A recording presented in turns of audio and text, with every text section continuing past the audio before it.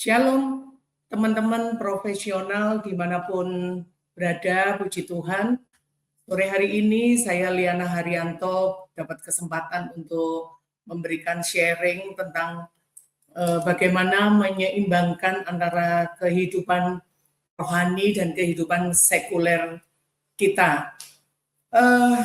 Mungkin pada awalnya saya akan dari ayat dasar sebagai landasan, yaitu di Kejadian 1 ayat 26-28, bahwa di situ saya percaya bahwa kita semua sudah hafal ya ayat itu, karena ayat itu juga sudah familiar, di mana intinya dikatakan bahwa Tuhan menciptakan kita, menciptakan saya dan saudara, itu segambar dan serupa dengan Tuhan, dengan kita diberikan otoritas kuasa untuk menguasai semua yang ada di bumi ini.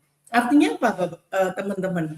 Artinya bahwa desain Tuhan untuk ciptakan saya dan saudara, untuk ciptakan kita, itu untuk mengalami sesuatu yang baik. Nah, ini desain awal Tuhan. Sejak kita diciptakan, Tuhan mendesain kita bahwa saya dan saudara diciptakan untuk mengalami semua yang baik. Satu ayat lagi di Yeremia 29 ayat 11 ya, di situ dikatakan Tuhan ini mengetahui rancangan-rancangan tentang saya dan saudara.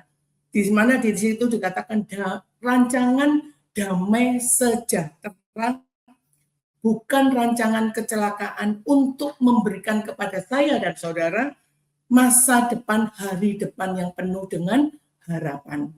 Jadi teman-teman, bahwa sejak dari awal Tuhan itu sudah mendesain skenario-nya Tuhan untuk kita itu adalah menikmati semua yang baik. Bahkan di Yeremia tadi dikatakan rancangan Tuhan adalah rancangan yang terbaik.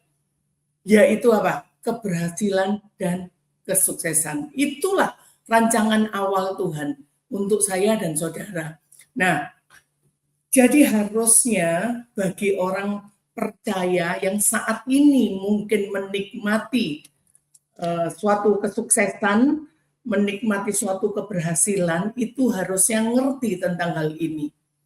Apapun keberhasilan yang saat ini mungkin bisa kita capai, bukan semata karena usaha dan kerja keras kita, tetapi berdasar firman Tuhan yang kita sudah sampaikan, kita sudah baca sama-sama di awal tadi, bahwa hasil semua yang kita terima hari ini, kesuksesan ataupun keberhasilan, itu karena campur tangan Tuhan. Nah, ini yang harus menjadi catatan bagi saya dan saudara, bagi orang percaya yang hari-hari ini mungkin sudah mengalami semua kebaikan Tuhan. Satu ayat lagi dikatakan apa? Amsal 10 ayat 22. Di situ dikatakan apa? Hanya berkat Tuhanlah yang menjadikan kaya. Berarti apa? Kesuksesan orang percaya itu adalah anugerah dan berkat yang Tuhan percayakan. Nah, ini yang harus menjadi catatan bagi kita semua, teman-teman, bahwa hanya berkat Tuhan yang menjadikan kaya, susah payah tidak akan menambahinya. Artinya apa? Semua yang kita nikmati, kesuksesan, keberhasilan yang kita nikmati hari-hari ini adalah anugerah dan berkat yang Tuhan percayakan. Bukan karena kuat dan gagah kita, bukan karena kerja keras kita, teman-teman. Ini yang harus menjadi poin penting di dalam perjalanan orang-orang percaya untuk meraih kesuksesan atau keberhasilan. Jadi, satu hal itu yang harus menjadi catatan penting kita. Tapi masalahnya banyak orang percaya yang semakin sukses, semakin kaya, semakin lupa datang ke Tuhan. Nah, ini lebih utamakan justru sibuk menikmati berkatnya daripada mencari sumber berkatnya. Ini masalahnya, teman-teman. Jadi harusnya kalau kita tahu bahwa dari awal desain Tuhan itu menciptakan kita adalah untuk menikmati keberhasilan dan kesuksesan. Bahkan tadi dikatakan rancangan Tuhan itu yang terbaik. bukan rancangan kecelakaan, rancangan yang memberikan masa depan, hari depan yang penuh harapan. Bahkan tadi dikatakan, hanya berkat Tuhan yang menjadikan kaya, susah payah tidak akan menambahnya. Nah, ini harus kita ingat teman-teman. Nah, jangan sampai kita lupa bahwa semua yang kita dapatkan hari ini itu datangnya dari Tuhan. Ini poin penting pertama yang harus kita tahu, yang harus kita ingat ya. Kesuksesan sejati adalah ketika apa yang kita lakukan itu berkenan kepada Tuhan dan sukses yang bisa kita raih itu bisa jadi berkat bagi orang lain. Itu yang dimaksud dengan kesuksesan sejati, itu seperti itu. Nah, ini malam hari ini, sore hari ini ada beberapa yang saya bisa sharingkan, kita bisa belajar sama-sama tentang bagaimana sih menyeimbangkan kehidupan rohani kita sebagai orang percaya dengan kehidupan sekuler yang kita harus bekerja, kita harus berusaha. Firman Tuhan juga katakan, jangan makan kalau tidak kerja. Jadi, tapi harus ada keseimbangan antara kehidupan rohani kita dengan kehidupan sekuler kita. Poin pertama yang bisa kita pelajari, yang pertama adalah pekerjaan itu adalah panggilan Tuhan, teman-teman. Kalau hari ini kita bisa bekerja dengan baik, atau mungkin kita mempunyai usaha yang berjalan dengan cukup baik, satu hal yang harus kita ingat, ini semua adalah anugerah dan panggilan yang Tuhan percayakan untuk saya dan saudara. Maka sekecil apapun yang kita kerjakan hari ini, usaha yang kita lakukan hari ini, kerjakan dengan sungguh-sungguh, dengan segenap hati. Jangan asal-asalan. Semua harus terencana, harus rajin, harus tekun. Itu yang harus kita kerjakan. Nah, pedoman-pedoman ini, patokan-patokan yang harus menjadi patokan bagi kita orang percaya yang harus sukses di bidang sekuler, semua tertulis loh di dalam Alkitab, di dalam firman Tuhan. Alkitab kita, firman Tuhan itu luar biasa. Ribuan tahun yang lalu Tuhan sudah memberikan patokan-patokan pedoman-pedoman ini. Coba kita buka yang pertama ya. Contohnya, mungkin dalam hal perencanaan. Tadi saya katakan bahwa apa yang kita kerjakan harus kita kerjakan dengan sungguh-sungguh. Terencana, kerja keras, tekun harus kita lakukan. Yang pertama kita buka ayatnya di Lukas 14 ayat 28.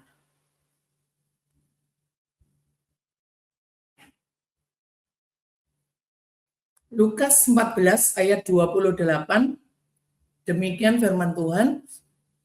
Sebab siapakah di antara kamu yang kalau mau mendirikan sebuah menara, tidak duduk dahulu membuat anggaran biayanya, kalau cukup uangnya untuk menyelesaikan pekerjaan itu. Artinya apa? Dari ayat ini Tuhan mengajarkan untuk melakukan sesuatu harus ada hitungannya, harus ada terencana, enggak bisa asal-asalan, aku mau buka usaha ini, terus investnya puluhan sampai puluhan juta tanpa perhitungan. Nanti pangsa pasarnya gimana, nanti harus seperti apa, resiko-resikonya nggak bisa seperti itu. Firman Tuhan ajari kita bahwa apapun yang kita lakukan harus terencana.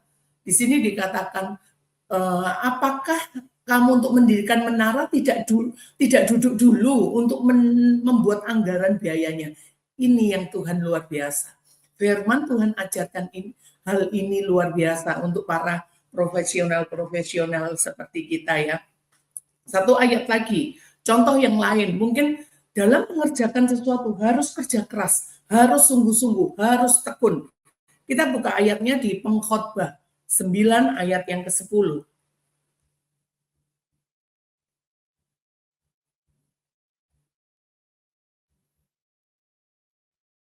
Pengkhotbah 9 ayat yang 10, demikian firman Tuhan, segala sesuatu yang dijumpai tanganmu untuk dikerjakan, kerjakanlah itu sekuat tenaga Karena tidak ada pekerjaan, pertimbangan, pengetahuan, dan hikmat dalam dunia orang mati, kemana engkau akan pergi. Jadi artinya, segala sesuatu yang dijumpai tanganmu untuk dikerjakan. Jadi apapun yang kita akan kerjakan dengan tangan kita, dengan dalam hidup kita, firman Tuhan katakan apa?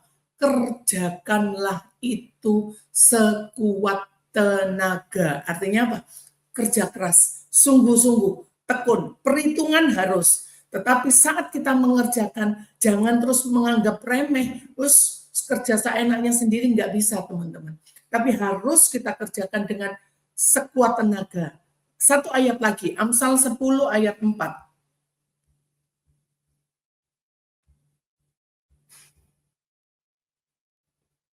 Amsal 10 ayat 4 di situ dikatakan, tangan yang lamban membuat miskin, tetapi tangan orang rajin menjadikan kaya.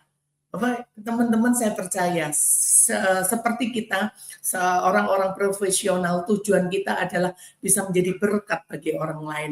Jadi di situ katakan, kalau kita males-malesan, kalau kita tidak pernah perhitungan, kerjanya cuma males-malesan, maka semuanya itu tidak akan membuat hasil, tetapi akan menjadikan kita miskin. Tetapi tangan yang rajin, kerja yang giat, tekun, akan menjadikan kaya. Luar biasa, firman Tuhan luar biasa. Ribuan tahun lalu Tuhan sudah ajari seperti orang-orang kita menjadi orang-orang yang sukses, menjadi orang-orang yang berhasil. Kesuksesan tidak bisa dicapai dengan hanya dengan tongkat ajaib, teman-teman. Jadi nggak bisa kayak sulapan gitu ya, ting tiba-tiba kita jadi orang sukses, nggak bisa. Tapi harus diupayakan dengan sungguh-sungguh. Harus diupayakan dengan kerja keras dan tekun.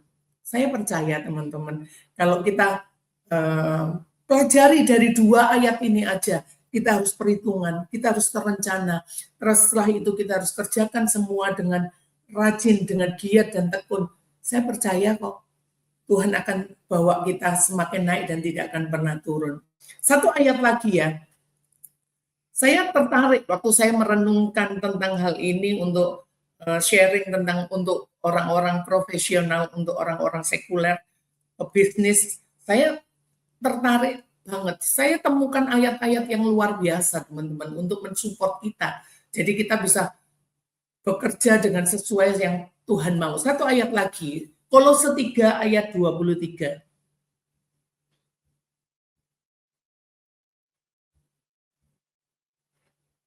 Kolose 3 ayat 23, demikian firman Tuhan, apapun juga yang kamu perbuat, perbuatlah dengan segenap hatimu seperti untuk Tuhan dan bukan untuk manusia. Nah, ini teman-teman, apapun juga yang kamu perbuat. Nah ini mungkin bagi orang-orang yang bekerja, kalau kita sedang bekerja, ya harus kita bisa maksimalkan jam-jam waktu kita bekerja ini, harus kita melakukan yang terbaik, bukan untuk lihat bos kita, tetapi firman katakan apa? Perbuatlah segenap hatimu untuk Tuhan. Mungkin bos kita nggak ada di tempat, ya, mungkin bos kita nggak ada di kantor, tetapi jangan berarti kalau kita bos kita nggak ada, terus kita menggunakan waktu dengan sembarangan, main game, terus scroll TikTok yang nggak berhenti-berhenti. Jangan sampai itu digunakan seperti itu. Orang percaya, orang sekuler, orang profesional yang mengerti firman Tuhan, saya percaya, ada atau tidak ada bosnya, dia akan tetap kerjakan tanggung jawabnya. Satu ayat ya, Efesus 6. Jangan bosan ya teman-teman saya, karena saya ketemu ayat-ayat yang bagus untuk menunjang untuk ini ya. Efesus 6 ayat 5 sampai 6.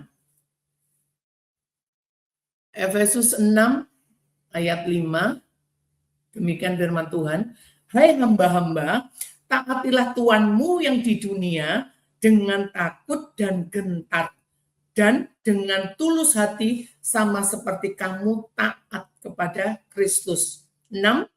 Jangan hanya di hadapan mereka saja untuk menyenangkan hati orang, tetapi sebagai hamba-hamba Kristus yang dengan segenap hati melakukan kehendak Tuhan.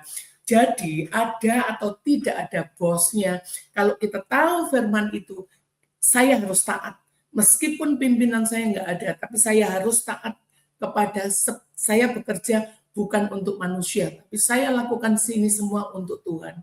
Firman Tuhan katakan, saya mau taat seperti apa yang Tuhan mau. Bukan hanya untuk menyenangkan hati bos kita, enggak. Tetapi menyenangkan hati Tuhan. Kita sebagai orang percaya harus menjadi teladan, harus menjadi contoh bagi yang lain. Kalau kita sama dengan dunia, sama dengan orang-orang dunia, kalau bosnya nggak ada, waduh, seperti apa menikmati kebebasan, wah enaknya sendiri, nggak bisa seperti itu. Firman Tuhan katakan, taati Tuhanmu di dunia ini dengan takut dan gentar, seperti kamu taat kepada Tuhan. Ini yang harus kita kerjakan, teman-teman. Nah, itu contoh sebagai, kalau kita sebagai pekerja ya, jadi ada atau nggak ada bos, tetap harus selesaikan tanggung jawab. Kita kerjakan seperti untuk Tuhan, bukan untuk manusia.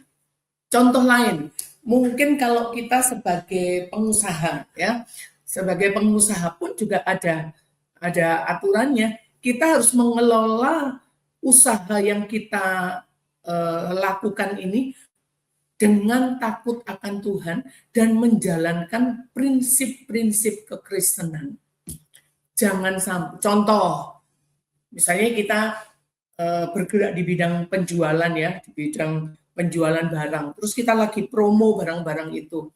Terus kita ngomong, oh ini bagus barangnya, wah top, kualitasnya nomor 1. Padahal kualitasnya itu barang tidak bagus. Mungkin itu barang yang gampang merotol atau gimana ya. Nah, tidak bisa teman-teman seperti itu.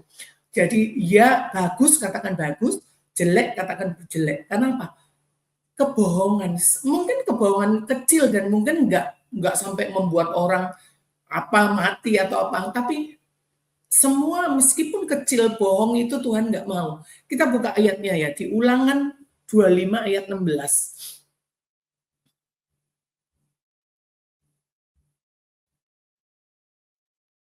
Ulangan 25 ayat 16.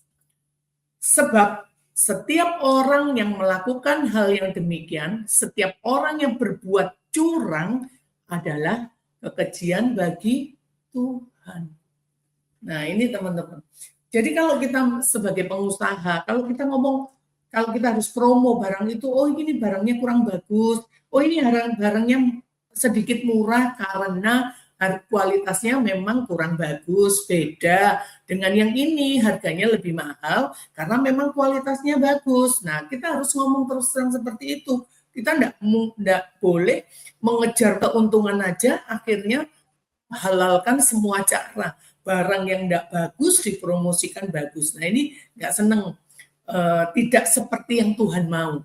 Karena curang adalah kekejian bagi Tuhan. Contoh lain, mungkin dalam apa ya, dalam pengupahan orang-orang yang bekerja. Nah, ini biasanya sering kali yang saya lihat banyak yang pengusaha yang mungkin orang percaya juga yang kadang masih ada di posisi ini, pengennya keluarnya biaya itu seminim mungkin tapi dapat keuntungannya sebanyak mungkin, ya lumrah. Saya bisa ngerti, saya bisa paham bahwa memang prinsip ekonomi itu seperti itu. Kita harus mengeluarkan biaya seminim mungkin untuk mendapatkan dengan harapan omset sebesar mungkin. Ya, itu saya tahu memang seperti itu. Tetapi bagaimanapun juga dalam kalau kita sebagai orang percaya harus menyeimbangkan antara kehidupan dunia sekuler kita dengan kehidupan rohani kita. Kita harus juga belajar tentang firman Tuhan yang tentang hal itu. Jangan sampai kita terlalu menekan karyawan kita atau kita terlalu tidak menghargai mereka dengan memberikan upah seadanya atau mungkin memberikan upah seenaknya, waktunya sering ditunda-tunda, dan itu ada aturannya loh teman-teman, ada firman Tuhannya. Kita coba buka ya, di Ulangan 24 ayat 15. Ulangan 24 ayat 15. Ulangan 24 ayat 15, demikian firman Tuhan. Pada hari itu juga haruslah engkau membayar upahnya sebelum matahari terbenam. Ia mengharapkannya. Nanti kalau teman-teman bisa ada waktu baca satu perikop di atas, di situ bercerita tentang orang miskin yang menderita, yang membutuhkan sesuatu ya. Ia mengharapkannya karena ia orang miskin, supaya ia jangan berseru kepada Tuhan mengenai engkau dan hal itu menjadi dosa bagimu. Teman-teman, jadi masalah hal-hal yang kelihatannya sepele seperti ini ternyata tertulis dan diajarkan oleh firman Tuhan. Jadi untuk masalah pengupahan, masalah karyawan, itu pun juga harus ada aturannya. Jangan sampai kita terus enaknya sendiri menekan, mentang-mentang kita bosnya, terus kita ngatur seenaknya sendiri. Berapapun uang yang kita bayarkan, kita seenaknya sendiri, tidak menghargai hasil jerih payah itu semua. Maka apa yang kita lakukan tidak akan berkenan di mata Tuhan. Jadi kalau saya percaya teman-teman, kalau semua pedoman-pedoman yang lewat firman Tuhan ini yang sudah Tuhan tuliskan ribuan tahun yang lalu, meskipun kita hidup di zaman hari ini, saya percaya pedoman-pedoman yang firman Tuhan ini sudah sampaikan akan menuntun kita kepada keberhasilan, baik itu di dalam hal sekuler maupun keberhasilan kita di dalam kehidupan rohani, sehubungan dengan hubungan kita dengan Tuhan. Kalau pedoman-pedoman itu kita lakukan dengan benar dalam pekerjaan kita, dalam usaha kita, saya percaya Tuhan akan membawa saya dan saudara berhasil dan beruntung. Amin. Jadi itu luar biasa, teman-teman. Ayat-ayat itu waktu saya pelajari, saya juga, wow, keren ya. Kita punya pedoman firman Tuhan yang luar biasa. Bukan hanya untuk yang orang-orang yang hanya cuman untuk di gereja, untuk orang-orang bagaimana cuman untuk kehidupan di gereja, enggak. Ternyata untuk kehidupan di dunia pun, untuk kehidupan sekuler pun, untuk pekerja-pekerja, semua ada aturannya, semua ada pedomannya. Yang kedua, teman-teman, kalau yang pertama tadi dikatakan bahwa pekerjaan itu adalah panggilan Tuhan. Kalau yang kedua adalah etika dan karakter Kristus sebagai landasan. Kesuksesan sejati tidak hanya diukur dari keuntungan finansial semata, tapi juga dari integritas kita sebagai anak Tuhan dan nilai-nilai spiritual yang bisa kita wujudkan dalam dunia bisnis kita. Jadi kesuksesan itu bukan hanya dinilai dari kelimpahan yang kita bisa terima, kelimpahan yang kita bisa nikmati, harta benda yang kita nikmati, bukan hanya dinilai dari itu. Tetapi bagaimana saya dan saudara sebagai orang percaya bisa berintegritas sebagai anak Tuhan dan bisa mewujudkan nilai-nilai spiritual itu dalam kehidupan bisnis kita. Itu yang akan menjadi sesuatu yang penting di poin yang kedua ini. Tapi memang saya masih dengar, bahkan saya masih sering melihat ya teman-teman, masih banyak banget pengusaha-pengusaha sukses yang mungkin ambil bagian dalam pelayanan di gereja. Di gereja mereka akan sangat dihormati. Di gereja bahkan mereka menjadi orang yang penting banget. Semua hormat kepada beliau ini. Tetapi yang menjadi pertanyaan, sikapnya berbanding terbalik, masih berbanding terbalik antara saat dia di gereja dengan saat dia di pekerjaannya atau di usahanya. Nah, ini yang kadang menjadi satu menjadi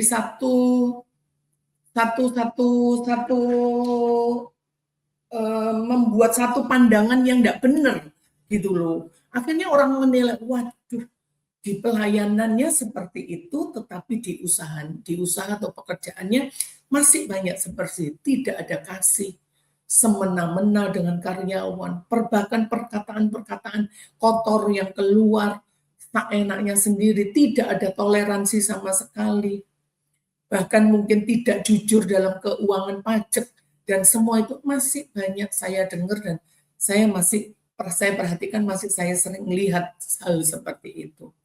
Nah, padahal karakter Kristus yang harus kita teladani adalah kasih, rendah hati, tidak sombong, lemah lembut.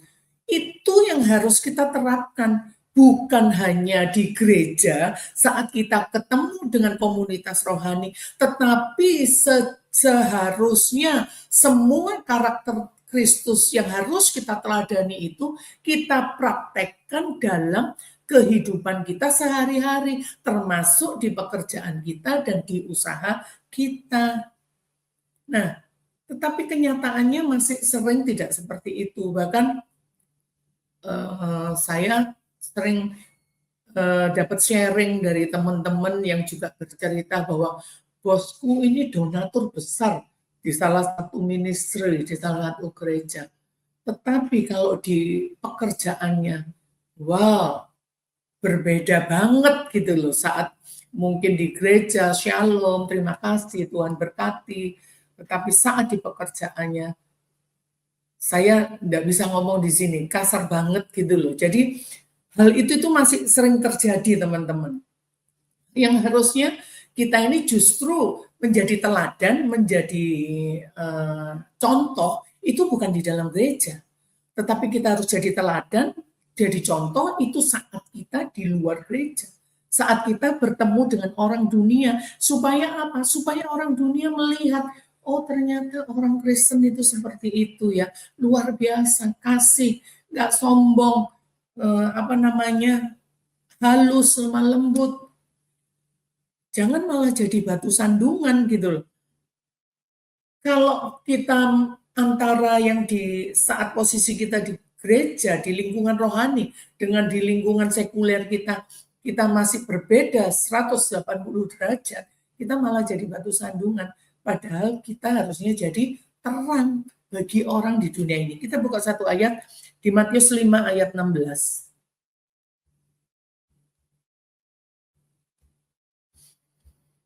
Matius 5 ayat 16, demikian firman Tuhan, demikianlah hendaknya terangmu bercahaya di depan orang, supaya apa? Supaya mereka melihat perbuatanmu yang baik dan memuliakan Bapamu di surga. Kalau kita sebagai orang percaya, orang yang mungkin mengerti aturan-aturan firman Tuhan, saat kita bekerja, saat kita berupang sebagai pengusaha atau pebisnis, kita ya harus jadi terang. Firman Tuhan katakan apa? Supaya mereka melihat perbuatan baik kita. Saat mereka melihat perbuatan baik kita, saat mereka bisa melihat sesuatu yang wow di mata mereka, maka mereka tanpa kita paksa mereka akan berkata, Tuhannya orang Kristen itu luar biasa, mengajarkan sesuatu yang baik, mengajarkan sesuatu yang luar biasa, kasih, rendah hati, lemah lembut.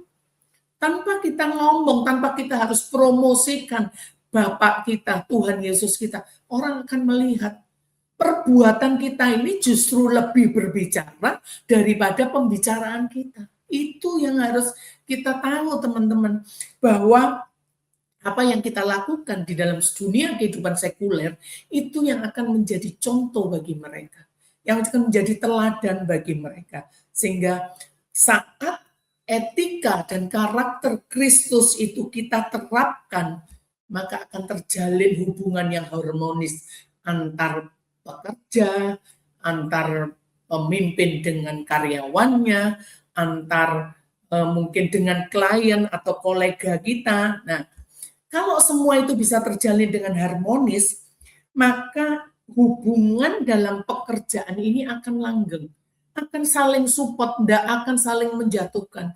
Bahkan karyawan-karyawan kita akan berdoa untuk pimpinan yang luar biasa ini, pimpinan seorang Kristen, seorang percaya yang luar biasa. Karyawan kita akan berdoa, berkati Tuhan pemimpinku, supaya saat pemimpinku diberkati, usaha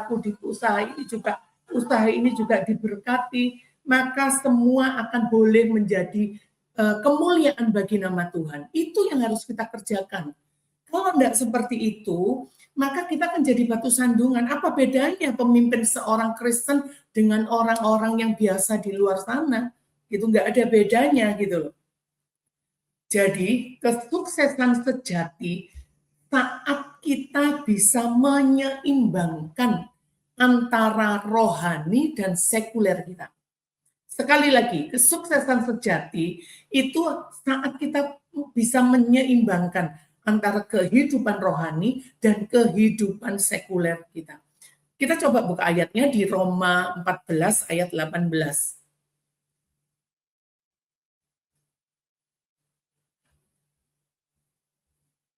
Roma 14 ayat 18.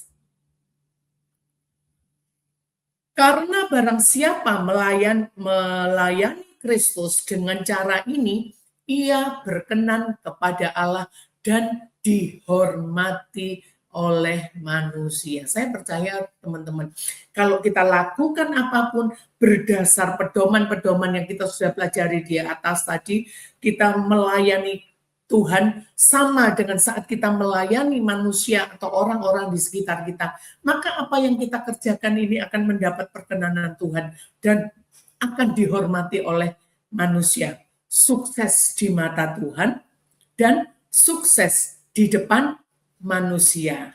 Nah, ini perlunya etika dan karakter Kristus di dalam kehidupan bisnis kita, dalam kehidupan sekuler kita. Jadi yang pertama tadi apa teman-teman? Yang pertama tadi pekerjaan itu adalah panggilan Tuhan. Terus yang kedua tadi dikatakan apa? Etika dan karakter Kristus yang harus menjadi landasan dari semua yang kita kerjakan. Sekarang yang ketiga. Yang ketiga adalah berdoa dan terus berusaha. Teman-teman, tidak cukup hanya rajin kerja tok tanpa berdoa. Begitu juga sebaliknya, tidak cukup berdoa tok tanpa melakukan apa-apa. Nggak bisa. Jadi saat kita memang ambil keputusan untuk masuk di dalam dunia sekuler, kehidupan rohani kita juga harus semakin kuat. Kita juga terus doa kita harus kuat, usaha harus kita kerjakan dengan sungguh-sungguh. Libatkan Tuhan dalam semua perkara. Dalam apapun kita harus melibatkan Tuhan. Belajar disiplin di sini teman-teman. Apapun, karena saya tahu kadang kalau kita sudah menjadi seorang pebisnis, kita melek mata, pikiran kita, aku harus ketemu dengan klien siapa, aku harus hari ini ada janji dengan siapa, appointment dengan siapa, pikiran kita pasti ke sana.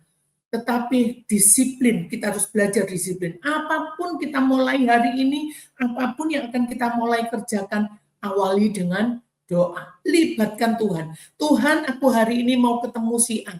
Aku percaya Tuhan bahwa Engkau akan pertemukan aku dengan orang-orang yang benar dan orang-orang yang baik. Jauhkan aku dari orang-orang yang jahat. Itu harus kita lakukan seperti itu. Kita buka ayatnya, Roma 8 ayat 28. Saya percaya ayat ini sudah hafal ya, banyak yang hafal. Roma 8 ayat 28, demikian firman Tuhan. Kita tahu sekarang bahwa Allah turut bekerja dalam segala sesuatu untuk mendatangkan kebaikan bagi mereka yang mengasihi Dia, yaitu bagi mereka yang terpanggil sesuai dengan rencana Allah.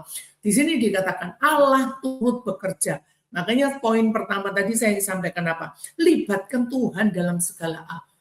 Kalau kita libatkan Tuhan, maka firman Tuhan ini berlaku. Allah turut bekerja dalam segala sesuatu untuk mendatangkan kebaikan, untuk mendatangkan keberhasilan, untuk mendatangkan kesuksesan. Bagi siapa?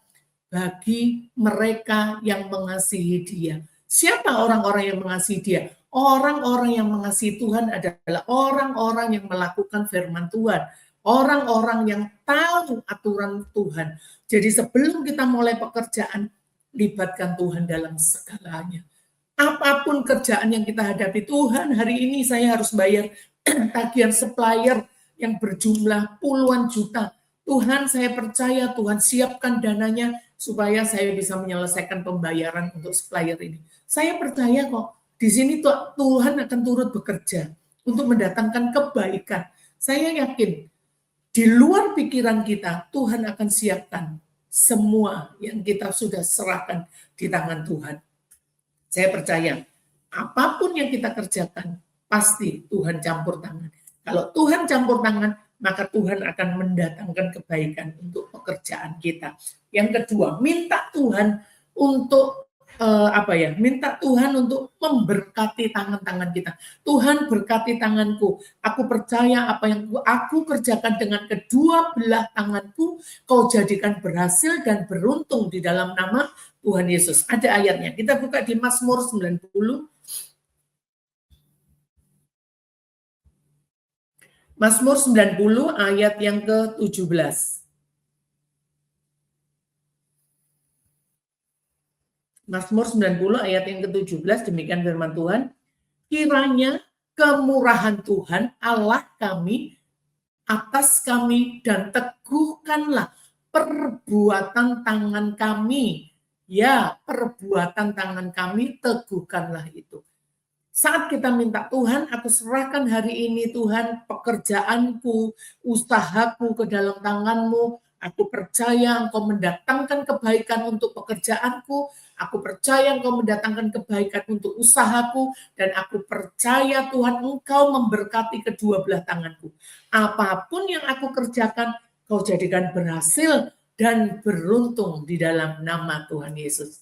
Saya percaya hari itu kita akan menikmati keberhasilan dan kesuksesan ya. Terus gimana Bu penerapannya? Nah, yaitu tadi seperti yang saya sebutkan. Yang pertama, berdoa sebelum memulai pekerjaan apapun. Terus yang kedua, melangkah seturut firman kebenaran Tuhan.